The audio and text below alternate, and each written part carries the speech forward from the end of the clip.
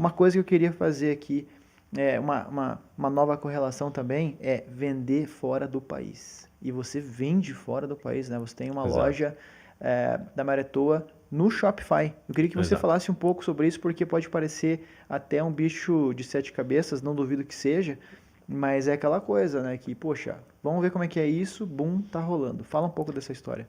Cara, assim, às vezes não é tão difícil quanto parece, mas também não é tão fácil quanto eu vou falar, talvez. Assim, teve muito perrengue no processo da gente conseguir abrir a empresa nos Estados Unidos, né? Então, assim, a gente tinha um grande desafio, então a gente já tinha crescido muito a Maretoa. A gente hoje tem 20 e poucos funcionários, mais ou menos, um galpão de 700 metros quadrados. E a gente estava numa fase há 3 anos atrás de muita sazonalidade, a gente sempre teve, né? Então a gente queria resolver a sazonalidade. Então, pô, eu vendo moda praia, então eu vendo Superman a partir de outubro até fevereiro, até o carnaval, e depois, cara, é só chorar, né? Porque é vender metade do preço para ganhar, tipo assim, vendo a metade do ticket para ganhar 10 vezes menos, né? Então é para pagar as contas, basicamente. Então a gente, com essa sazonalidade, a gente tinha às vezes que diminuir facções, mandar pessoas embora, recontratar depois no verão. Então era um negócio que a gente não gostava. A gente queria manter a equipe e as facções abastecidas o ano todo. Então a gente tinha essa necessidade. Quando eu e minha esposa, a gente casou, a gente foi para a lua de mel nos Estados Unidos. E aí todo mundo quer curtir, né? Estados Unidos e tal. Chegamos lá, gastar em dólar. Pô, ganhando real, gastando dólar. Essa conta não tá fechando, né? E aí a gente ficou lá 5 dias assim, a gente, E o pô. dólar tava quanto nessa época? Ainda tava 3,50, Nossa, que 4. sonho, hein? Ainda tava bom, é. Então a gente chegou lá, cara, e a gente, pô, não tá dando certo tirar férias em dólar, né? Ganhando em real. Então a gente falou, pô, por que que a gente não abre aqui, né? Uma empresa aqui? A gente, primeiro, né, que ela vem empreendedora, já vem e instala assim, cara, por que não? Acho que dá. Vamos estudar? Beleza. Então, assim, a gente não estudou durante a lua de mel, tá? Só para o pessoal saber, né? A gente curtiu a lua de mel, mas chegando no Brasil, a primeira coisa que a gente fez foi, vamos estudar sobre abrir uma empresa nos Estados Unidos. Como é que funciona? E aí a gente começou a estudar a legislação, começamos a ver, principalmente tributos, como é que funcionavam as regras de tributos, se era possível um estrangeiro ter empresa lá, como é que funcionava para eu pagar um imposto e tal. E a gente achou alguns vídeos no YouTube que explicavam. Até hoje, essa empresa é parceira nossa até hoje, eles fazem o nosso fulfillment lá, que é a Global Fi. Posso falar aqui, né, o nome? Acho. Claro, pô. A Global Fi são parceiros nossos até hoje. Eles se chamavam Company Combo, com muito conteúdo de como abrir empresa, como funciona lá fora. E hoje se transformou em Tá, mas Global esse Fi. conteúdo em português. Em português, aham. Ah, É uma empresa de legal. brasileiros lá em Pô, Orlando. Então ensinava como é que funcionava a abertura da empresa, que eles abriam também, eles têm contabilidade, então eles abrem. Como é que funcionam os impostos, o imposto do sales tax, tem o tax, os impostos da imposto de renda sobre o poxa, uma lucro. super ajuda então. Cara, muito conteúdo, assim, muito legal. E aí a gente primeiro viu esses vídeos desse conteúdo, entendemos o contexto e aí a gente marcou uma call com eles. Falei, ó, nossa situação é essa, a gente vende, né, isso e tal, pá. Conversamos e eles explicaram, não, Marcelo, dá para fazer, se vocês quiserem, o investimento é tanto para abrir empresa e tal, e criar o site, trazer as peças para cá e começar a vender. Então, assim, tiveram várias adaptações, várias coisas, né, para fazer acontecer. Então, assim, a nossa dor era essa, resolver essa sazonalidade. Então, o que a gente pensou? Pô, nada melhor do que, enquanto aqui é inverno, eu vender no verão. Então, eu tenho que ir para o hemisfério norte, né, seja nos Estados Unidos ou na Europa. Essa era a nossa percepção. Então, quanto aqui a gente estivesse ganhando menos, lá a gente estaria vendendo ganhando mais.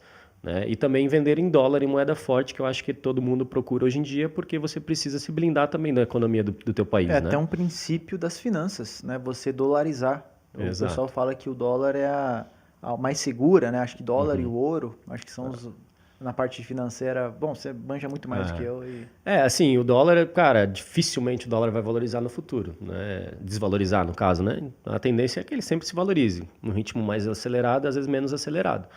Mas hoje o dólar é a moeda de segurança do mundo todo, né? sim. E nesse momento tá tendo uma onda de pessoas aqui do Brasil que estão dolarizando seus investimentos, né? Exato. Perante a situação e tudo mais, Crise né? econômica, política, né? Incerteza, principalmente na questão de insegurança jurídica que a gente está vivendo. Então, assim, é importante sempre ter uma parte do pezinho fora do Brasil, né? Eu sempre digo porque você nunca pode ficar refém só do teu país, né? Seja nas vendas, seja nas finanças. Então, é importante as pessoas procurarem essas soluções também para que tenham outras opções, né? Então, tendo essa necessidade, a gente viu, pô, vamos arriscar, vamos fazer. Então, a gente achou que seria prudente a gente investir um capital ali, abrindo a empresa, arriscando nessa abertura. E aí tivemos que fazer adaptação de etiqueta, botar Made in Brasil, mudar tudo para inglês e português. Então, tivemos que fazer uma série de adaptações para que a gente chegasse no mercado lá preparado e não tomasse nenhuma multa, nem coisa do tipo. Então, a gente fez essas adaptações, eu criei o site na Shopify, então... hoje, na minha visão, é a melhor plataforma para fora do Brasil, né? Então, ela tem todos os tipos de integrações, milhares e milhares de aplicativos que você pode instalar. E aí a gente acabou utilizando essa ferramenta, né, essa plataforma para fazer o nosso site. Criamos o site lá e preparamos um lote de, se eu não me engano, acho que foram 800 peças mais ou menos, até preparamos um lote até relativamente grande.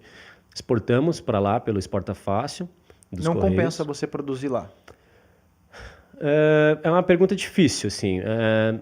Dificilmente compensaria por causa da mão de obra americana mais cara. Compensaria talvez, sei lá, produzir na China e levar para lá. Aí, assim como talvez compensaria produzir na China e vender no Brasil, né? Mas a percepção do produto, pelo menos o brasileiro no moda praia, é que o Made in Brasil vende mais do que o Made in China. Sim. Obviamente, porque né? o Brasil, ele é mundialmente conhecido pelos biquínis, né? Exato. Então, assim, o Brasil dita a moda praia, né? Então, muitas vezes o pessoal fala, fui lá para feira de moda em Milão para ver a tendência. Aí chega lá, vê as cores e tal. Quando é que acontece essa feira? Essa feira normalmente acontece no verão europeu. E aí as cores vão chegar aqui para nós no nosso verão? Não necessariamente. Né? Então, assim, aconteceu em julho, mas a coleção de dezembro já está sendo feita nossa. Então, na prática, na parte de moda praia, o Brasil meio que dita a tendência para os Estados Unidos, né? Então, assim, e as americanas e as brasileiras que moram fora, elas basicamente procuram produto brasileiro, em específico a moda praia, pela qualidade da peça em si. Então, assim... Teve até um episódio bem engraçado que a gente, não tão engraçado, né? Porque foi um problema com a Receita Americana, que a gente exportou o produto para os Estados Unidos e parou na fiscalização da aduana deles. E aí, cara, a gente tentando descobrir o motivo, por que parou e tal. E aí chegou um documento lá no nosso fulfillment, que é o nosso endereço, e eles estavam questionando o valor que a gente declarou, né? E aí eles falaram que o valor estava muito baixo. E aí a gente explicou, mandou um relatório de produção, quanto é que era o custo da produção na peça, que o valor baixo se referia pela margem do dólar com o real, que o real tinha desvalorizado muito e tal, então estava num preço ok. E eles falaram, não, tudo bem, mas não justifica. Esse preço de vocês aqui está muito baixo. Daí eu liguei, entrei em contato, falei com o fiscal da aduana, em inglês e tudo. O cara foi até meio difícil conseguir conversar com ele. Daí eu falei, olha só, mas assim, tem biquíni chinês que chega muito a metade do preço do meu. Eu não estou entendendo por que vocês estão embarreirando. Eu já mandei ali, né, o detalhamento de produção e tudo dele. Não, mas teu biquíni não é chinês, teu biquíni é brasileiro. Teu biquíni vale mais. Esse preço está muito baixo. Aí ele falou, ajusta, senão não sai daqui. Aí a gente teve que ajustar, pagar um imposto lá e aí liberaram a carga. Então, um negócio bem interessante para você ver como a percepção que os fiscais lá nos Estados Unidos têm também de valor, de produto agregado, sabe? Muito interessante. E falando sobre números, como que está essa operação lá fora hoje? Cara, assim, ano passado a gente teve uma queda expressiva, muito mais por erro nosso, assim, de oferta do produto. Então a gente não conseguiu deixar disponível com estoque suficiente para as peças que mais vendiam. A gente não conseguiu trazer muitas novidades. Apesar de ter crescido no Brasil, nos Estados Unidos a gente não conseguiu crescer. Lá nos Estados Unidos hoje a gente tem em média, uns 7, 8 mil pedidos ano, assim, mais ou menos. Então, é uma operação não tão grande, mas também já não é pequena. Então, é uma operação saudável, assim, né? Lucrativa, que acaba bancando os custos no inverno aqui da operação brasileira, né? Então, tem época ali, mês de verão, às vezes que a gente vende 1.000, 2.000 pedidos e no inverno 200 pedidos, 100 pedidos, 300, enfim. Oscila bastante, assim como aqui do Brasil, mas contra turno, né? Enquanto lá é verão, aqui é inverno e vice-versa. Legal. E para isso, assim, o teu time daqui do Brasil toca toda a operação de marketing, toda a comunicação. E você tem algum funcionário lá ou não? É só a galera do Fulfillment que resolve?